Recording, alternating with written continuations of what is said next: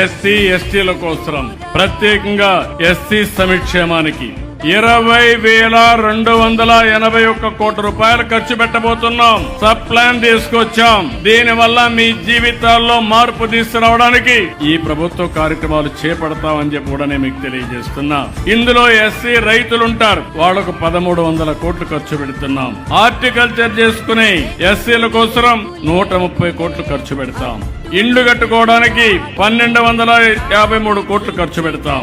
అదే మరిగా గ్రామాల్లో అభివృద్ధికి ఒక 1,200 కోట్లు ఖర్చు పెడతాం. జల్ జీవన్ మిషన్ లో 478 కోట్లు ఖర్చు పెడతాం. ఎవరైతే 1,241 ఎస్సీ సంక్షేమ హాస్టల్లో రెసిడెన్షియల్ స్కూల్స్ చదువుకుంటున్నారో దగ్గర 2,35,600 మంది ఉన్నారు. వారికి 1,331 కోట్లు ఖర్చు పెడుతున్నాం. వీళ్ళందరికీ హామీ ఇస్తున్నా, తొందరలోనే వీళ్ళని తొందరలో రెసిడెన్షియల్ స్కూల్స్ లో ఎస్సీ పిల్లలను చదువుకునే విధంగా మెరుగైన భోజనమే కాకుండా నాణ్యమైన విద్య ఇచ్చే పరిస్థితి తీసుకొస్తామని కూడా నేను మీకు తెలియజేస్తున్నా. నేను ఒక ఎకనామిక్ కార్యక్రమానికి కూడా నాంది పలికాను. అది కూడా ఇప్పుడే నేను మాట్లాడతాను.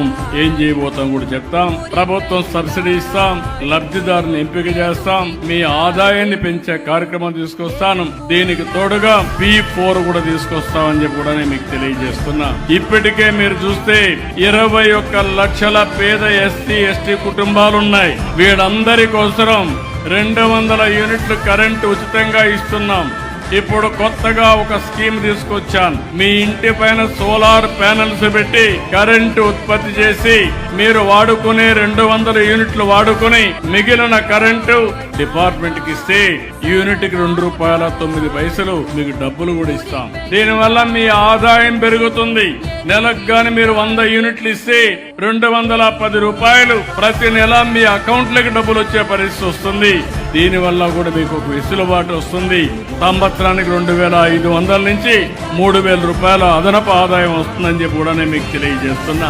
ఎస్సీ ఎస్టీ కుటుంబాలు ఇల్లు కట్టుకోవాలంటే ₹50,000 అదనంగా డబ్బులు ఇస్తామని చెప్పి కూడా నేను మీకు తెలియజేస్తున్నా. దీనికి కూడా 782 కోట్లు అవుతుంది.